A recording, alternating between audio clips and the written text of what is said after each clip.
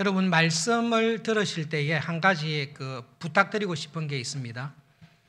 설교를 통해 하나님께서 나에게 말씀하시는 것이 하나님께서 신자들에게 말씀하시는 대표적인 것입니다. 그런데 하나님께서는 설교로만 말씀하시지는 않습니다. 죽는 날까지 예배 시간에 하나님께서 설교를 통해 하시는 말씀에 귀 기울여 듣는 은혜와 복을 항상 기도하시고 누리시기를 바랍니다. 그런데 설교의 부족함, 표현이 좀 그런데 설교만으로 충분하지 않는 것은 어떤 점에서 보면 설교 말씀을 듣는 것은 젖을 먹는 것과 같습니다. 어머니가 음식을 먹고 소화하여 저주로 어린아이에게 주는 것입니다. 하나님께서는 여러분 한 분 한 분이 하나님의 말씀을 듣는 일에 장성한 사람이 되기를 원하십니다. 설교 말씀을 통해 하나님께서 분명히 말씀하시지만 내가 처해 있는 상황 속에서 좀 더 세밀하게, 좀 더 구체적이고 확실하게 말씀을 듣기 위해서 우리는 성경을 읽고 성경을 공부하고 기도합니다. 그래서 여러분 말씀을 통해서 설교를 통해 하나님의 말씀을 듣지만 하나님께서 우리에게 원하시는 것은 개인적인 성경 읽기와 또 성경 공부와 묵상을 통해서 하나님께서 세세하게 구체적으로 나에게 이렇게 말씀하시구나 그런 것을 경험하실 수 있는 장성한 사람으로 자라가시기를 꼭 권면합니다. 그것이 교회에 주시는 말씀입니다. 지혜에는 어린아이가 되지 마십시오. 지혜에 장성한 사람이 되십시오. 예수님께서 장성하신 것처럼 우리 각 사람이 함께 자라십시오. 그래서 여러분 말씀을 통해 하나님의 음성을 들으실 뿐만 아니라 개인적인 성경 읽기와 성경 공부와 경건 서적을 통해서 하나님 나에게 이렇게 말씀하시구나 그것을 다 경험하실 수 있기를 바랍니다. 오늘 본문은 성경 본문만 이렇게 계속 설명해도 사실은 충분히 설명되기는 쉽지 않습니다. 후궁 10명에 대한 다윗이 한 것이 얼핏 보기에는 악한 것처럼 보이지만 자세히 살펴보면 전혀 그렇지 않습니다. 여러 가지 사건들이 있지만 우리가 주목해야 볼 것은 세바의 반란을 통해서 내가 생각했던 다윗 왕국이 다윗이 어떻게 일생을 살았는가 거기에 초점을 두고 말씀을 살펴보겠습니다. 우리는 막연하게 기대하는 것이 있습니다. 하나님 마음에 합한 다윗은 평생 믿음으로 잘 살았고 사사시대의 혼란을 거치고 다윗이 세운 왕국은 든든한 흔들리지 아니하는 평화로운 왕국으로 지냈을 것이다. 그리고 다윗 왕국은 흔들림이 없이 견고하게 나라가 잘 섰을 것이다. 그리고 다윗은 모든 일을 다 잘했을 것이다. 우리는 그런 기대를 가지고 성경을 봅니다. 그런데 여러분 성경은 바뀌지 않는데 성경을 읽는 우리는 변화합니다.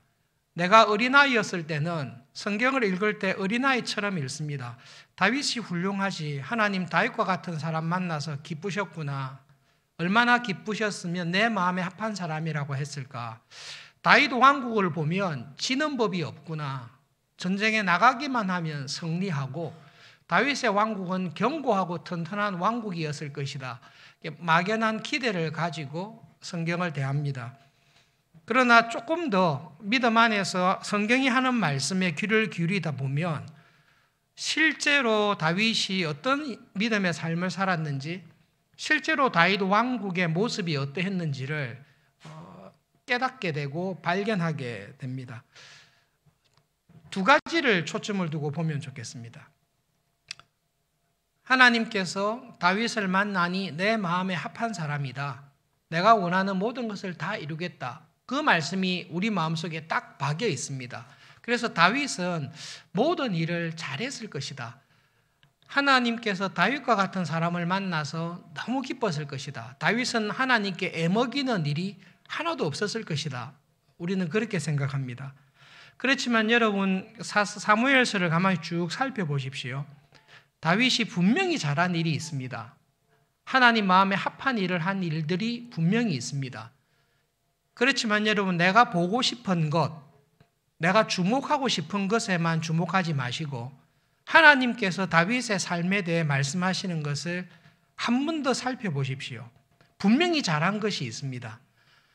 그러나 사무엘 성경에 기록된 하나님께서 다윗에 대해 말한 것을 쭉 보실 때 다윗이 하나님 보시기에 잘한 일이 많습니까?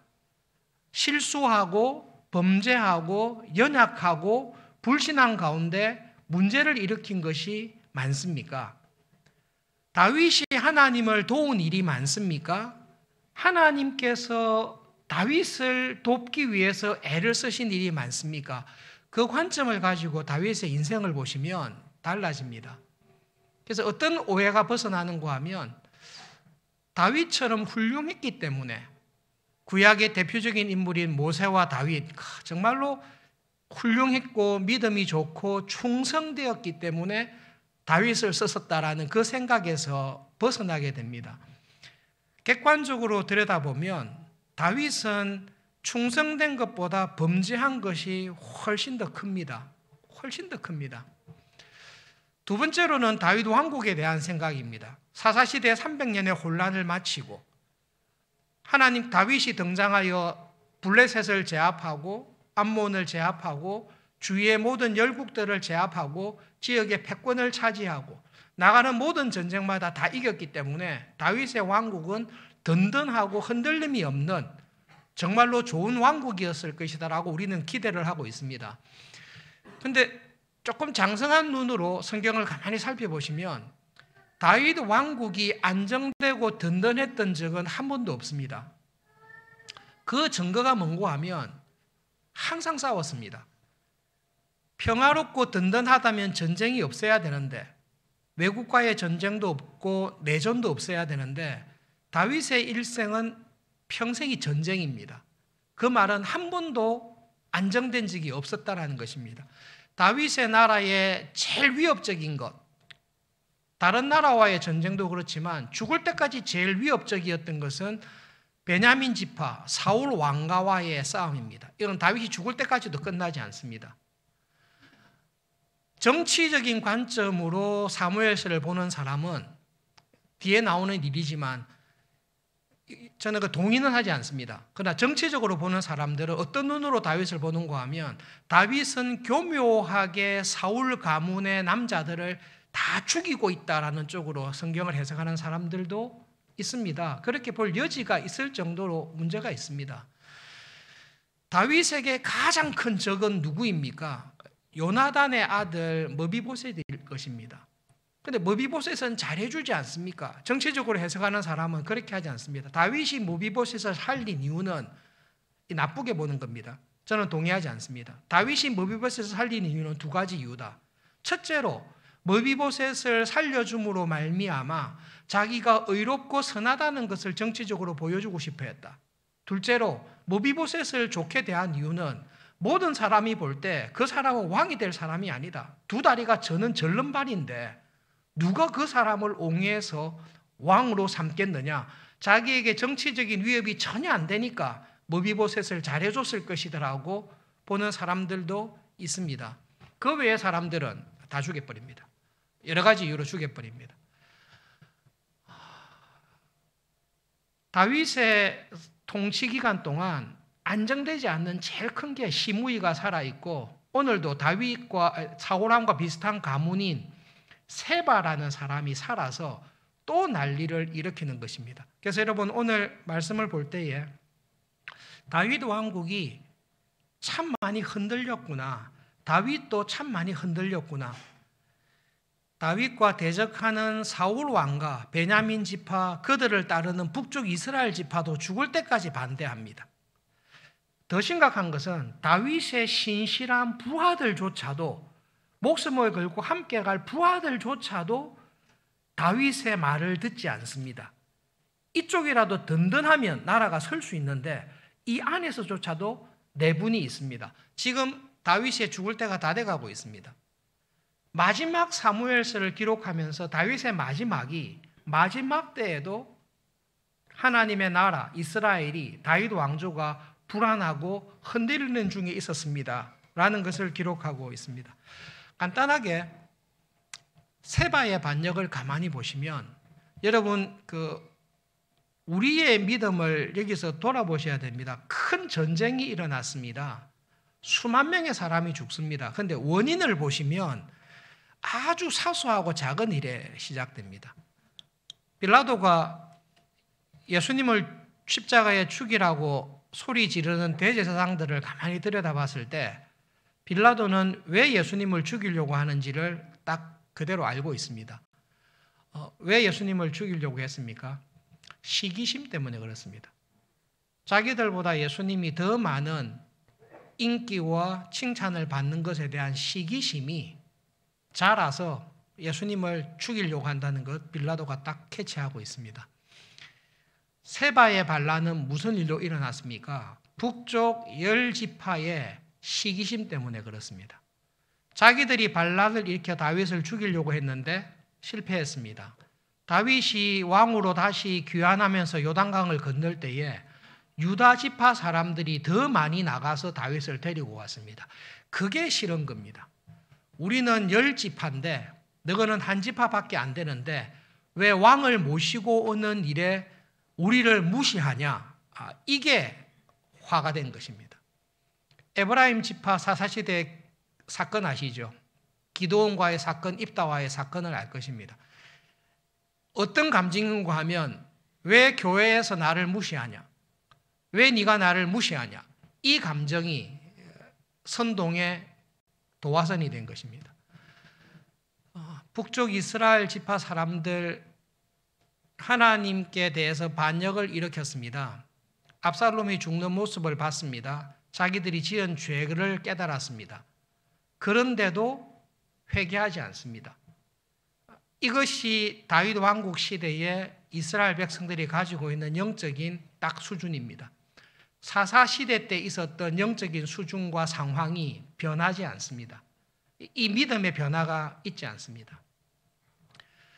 그것을 이용해서 사울왕과 친척인 가문에 있었던 세바가 반란을 일으킨 것이죠. 하는 말을 보면 이렇습니다.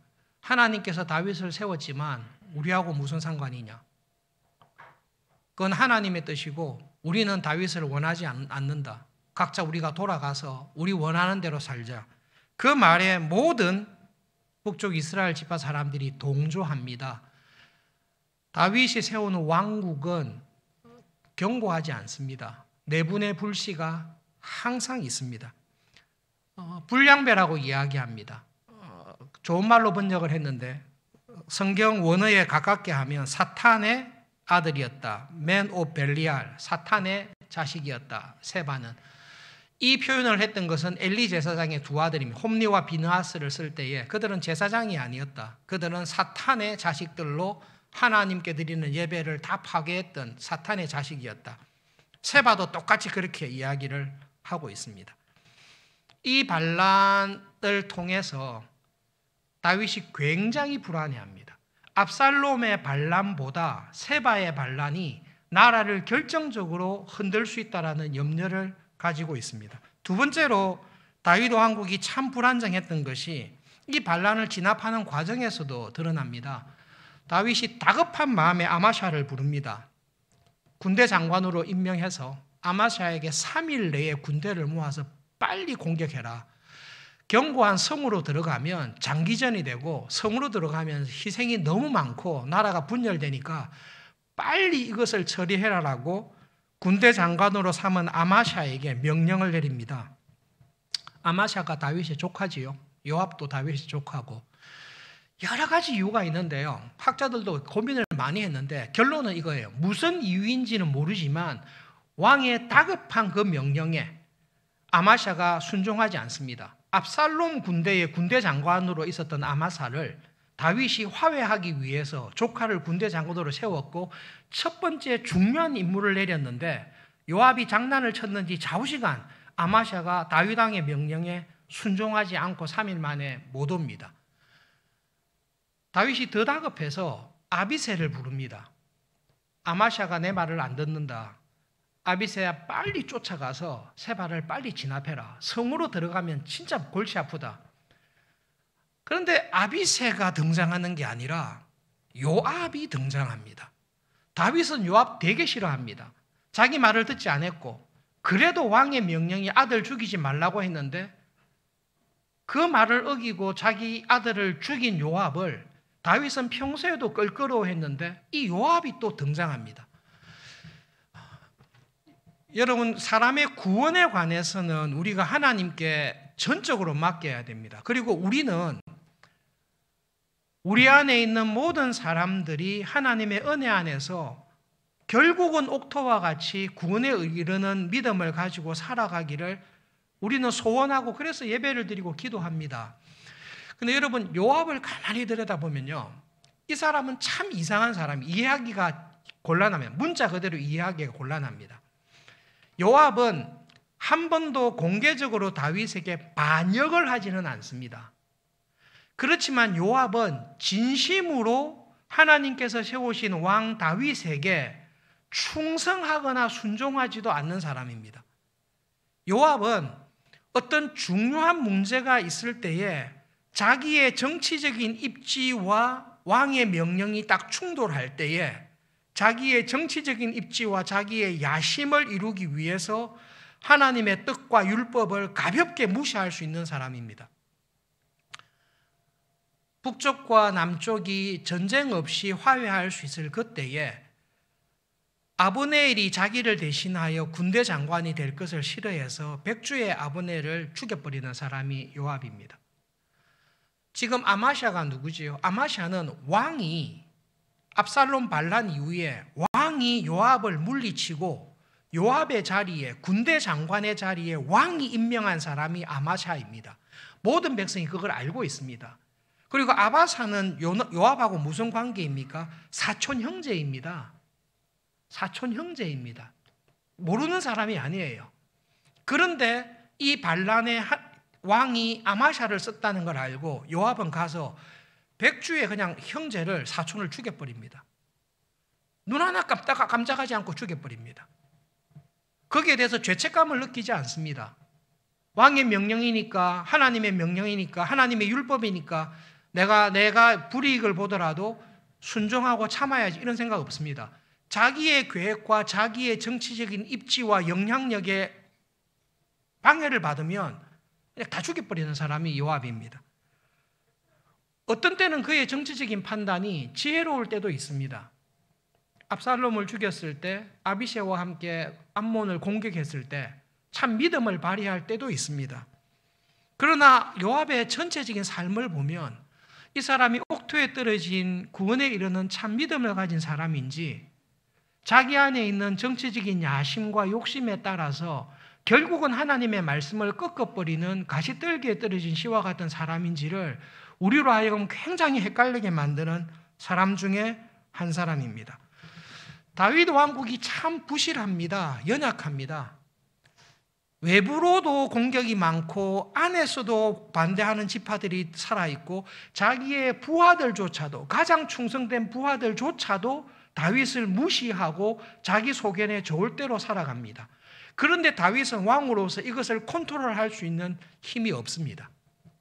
결국 세바가 어떻게 되죠? 요새로 들어가 버리죠. 하나님께서 이 과정 속에 다윗을 도와주십니다.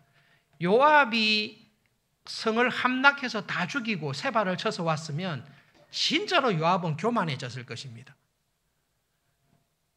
하나님께서 다윗을 불쌍히 여기셔서 요압에게 그 공을 돌리지 아니하시고 이름 모를 한 지혜로운 여인을 통해서 세바의 목을 치시고 반란을 딱 진압하십니다. 그럼에도 불구하고 군대 장관은 누가 됩니까? 요압이 됩니다. 다윗은 죽을 때 솔로몬에게 요압 조심해라. 심의 조심해라. 절대로 조심해라. 왕국이 안전하지 않다. 오늘 본문을 통해서 우리가 기억해야 될 것이 있습니다. 처음 어렸을 때 또 성경을 막연하게 읽을 때는 하나님의 마음에 합한 다윗이 드디어 등장했습니다. 등장할 때부터 인상적입니다. 골리앗을 물리치고 모든 전쟁에서 승리하고 정말로 하나님 마음에 합한 사람이었다. 다윗의 왕국은 든든하고 흔들림이 없는 견고한 교회였다. 이렇게 우리가 생각합니다. 그런데 정신을 차리고 성경을 가만히 들여다보면 두 가지 전제가 다 틀립니다. 첫 번째로 다윗이 하나님 보시기에 정말로 훌륭하고 경건하고 거룩했습니까? 그렇지 않습니다. 그냥 성경 일독하시면서 여러분 한번 쭉 읽어보십시오. 인상적일 때 있습니다. 골리앗과 싸웠을 때. 그리고 믿음 안에서 잘했을 때가 있습니다. 그런데 성경에 기록된 많은 것을 보시면 다윗이 했던 공보다 다윗이 했던 과가 죄가 훨씬 더 많은 사람이 다윗입니다. 말씀을 준비하면서 이런 생각이 들었는데요. 하나님께 가서 하나님께 인터뷰를 하는 것입니다. 하나님, 다윗을 만나시니 내 마음에 합한 사람이라고 하셨죠.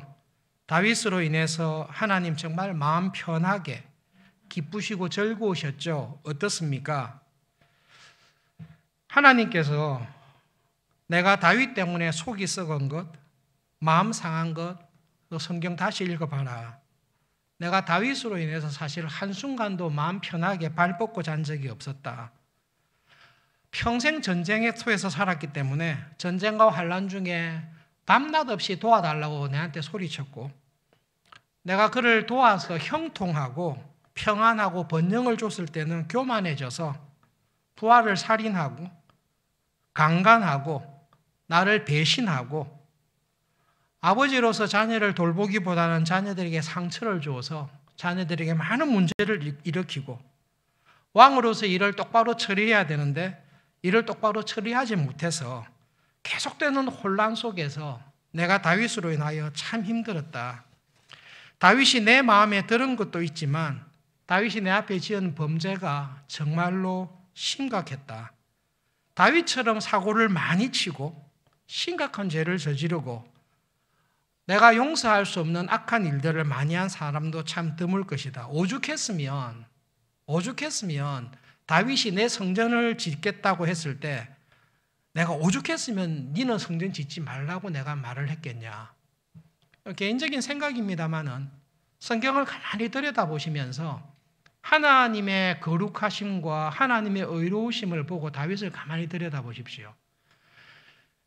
사울이 훨씬 더 윤리적으로 도덕적으로 다윗보다 나을 수 있습니다. 그런데 하나님께서 다윗을 만나니 내 마음에 합한 사람이라고 하셨지 않습니까?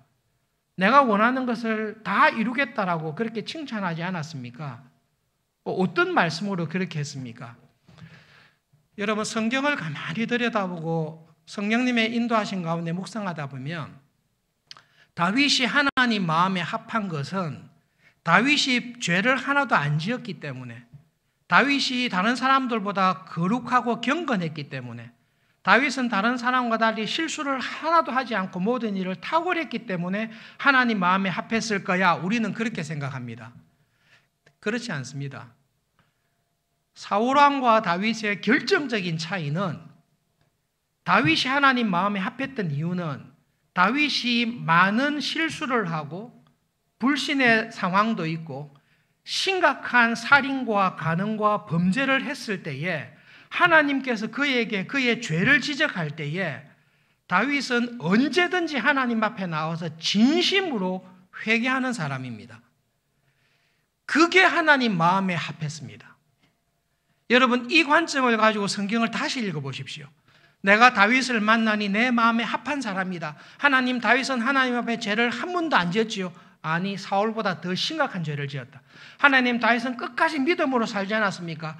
걔 나를 못 믿어서 지 혼자 블레셋을 갔다가 미치광이 흉내내면서 울고불고 살려달라고 했고, 내가 그렇게 하지 말라는 일도 마음껏 하고, 블레셋에 도망가서 지 살기 위해서 주변의 사람들을 약탈하면서 어린아이부터 노인까지 칼로 다 죽여버리고, 그 모든 악한 일을 한 다윗인데 하나님께서 그의 죄를 딱 지적하실 때에 다윗은 죄를 깨닫게 하실 때에 두말하지 않고 하나님 앞에 나와서, 하나님, 제가 죄인입니다. 제가 악했습니다. 제가 잘못했습니다. 저의 죄로 인하여 하나님께서 징계하시니 달게 받겠습니다라는 회개하는 것이 하나님 마음에 합한 사람입니다. 그리고 하나님께서는 진심으로 회개하며 하나님 저를 용서해 주십시오. 저를 다시 하나님의 사람으로 써주십시오. 성령님을 거두지 말아 주십시오. 성령님을 다시 충만하게 보내주셔서 성령님의 뜻을 따라 거룩한 사람으로, 죄와 싸워 이기는 사람으로, 하나님이 쓰시는 사람으로 써주십시오. 여러분, 이 자리에서 떨어지지 않습니다. 한 번도 실패를 안 했기 때문이 아니라 실패할 때마다 한 번 더 회개하는 은혜를 구하면서 하나님의 도우심을 구했던 것이 하나님 마음에 합한 사람이었다라고 믿습니다. 사무엘하 22장 1절부터 3절에 있는 말씀을 한 절씩 교독하겠습니다. 여호와께서 다윗을 모든 원수의 손과 사울의 손에서 구원하신 그날에 다윗이 이 노래의 말씀으로 여호와께 아뢰어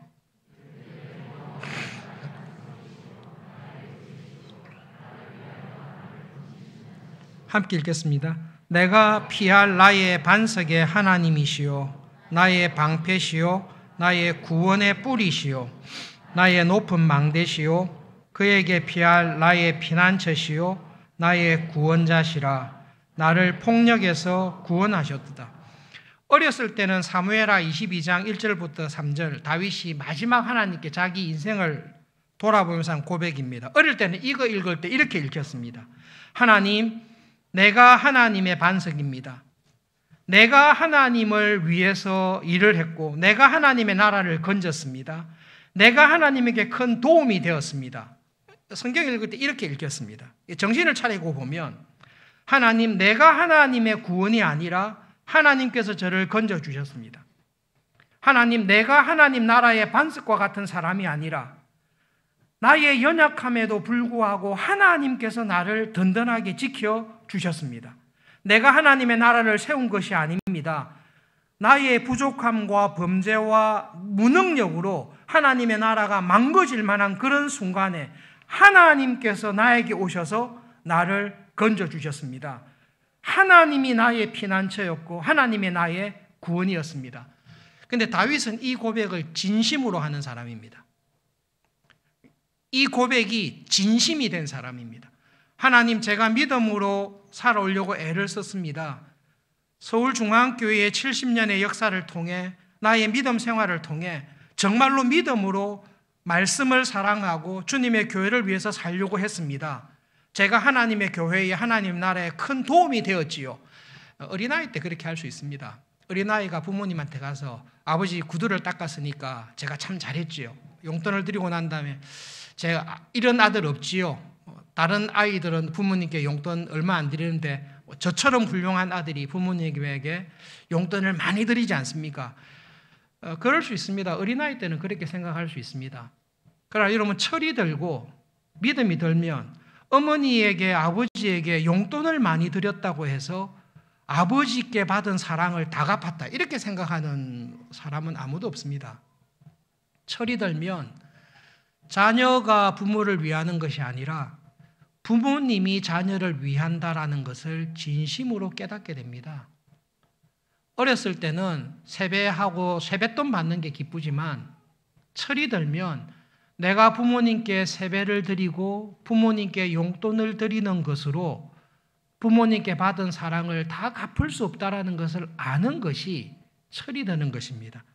다윗은 믿음의 장성한 사람으로 자라갑니다. 하나님, 내가 왕이 되어서 하나님의 나라를 기틀을 잡았습니다. 내가 경건하고 헌신을 다해서 하나님의 나라를 잘 세웠습니다. 이런 마음이 전혀 없는 사람입니다. 자기의 연약함과 부족함과 죄를 다 압니다.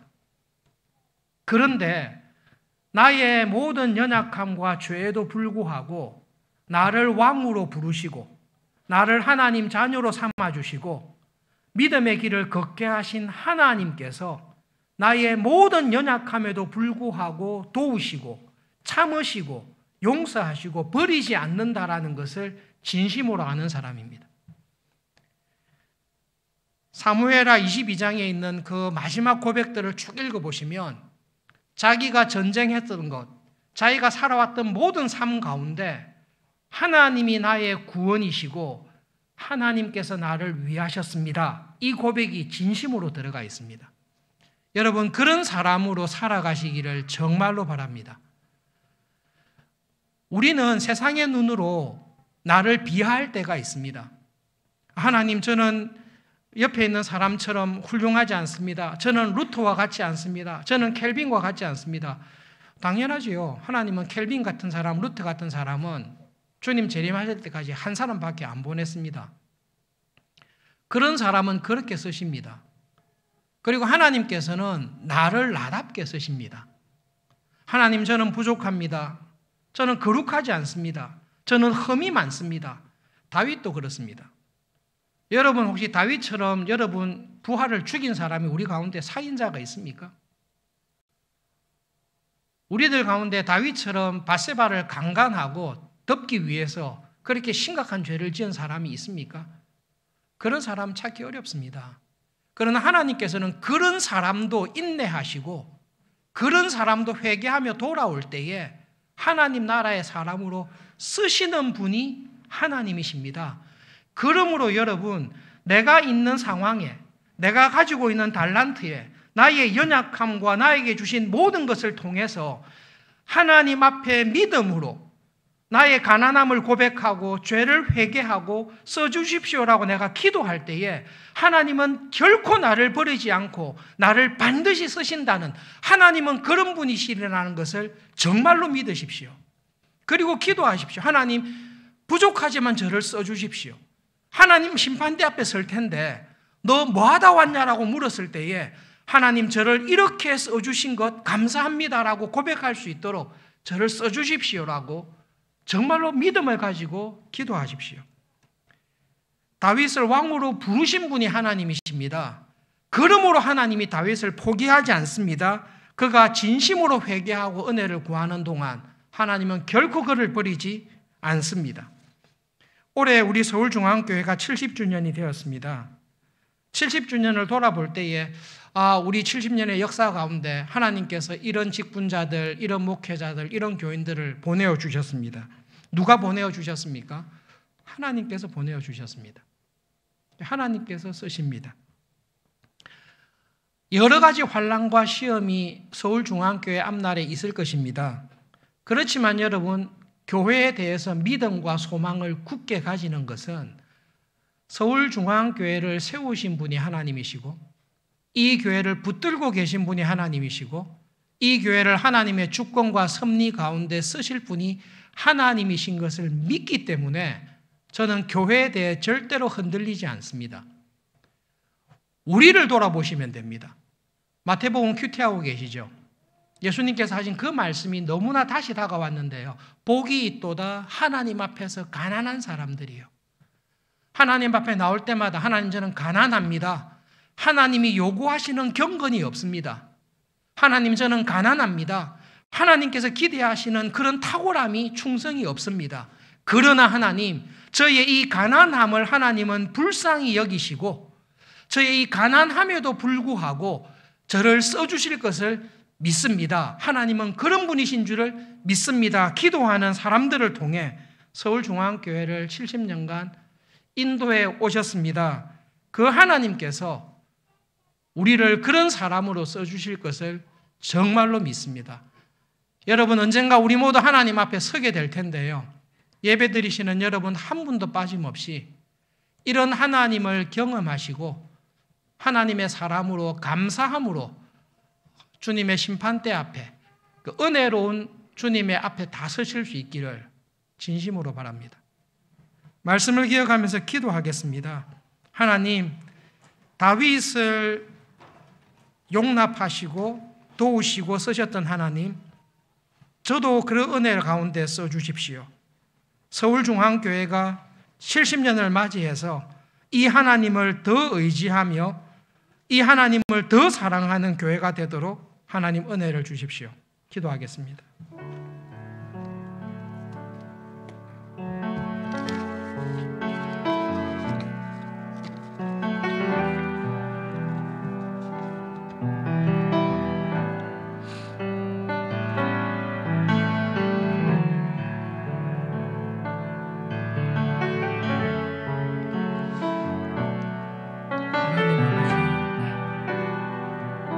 우리는 연약합니다. 우리는 부족합니다. 우리는 항상 죄에 잘 넘어집니다. 그러나 하나님, 우리를 선택하시고 우리를 부르시고 은혜 베푸시는 하나님은 신실하신 하나님이신 것을 믿고 의지합니다. 하나님, 믿음의 자리에 굳게 서서 믿음의 자리에 굳게 서서 주님의 심판대 앞에 설 때까지 아름다운 회개의 열매를 맺으며 순종의 열매를 맺으며 살아가도록 인정해 주십시오.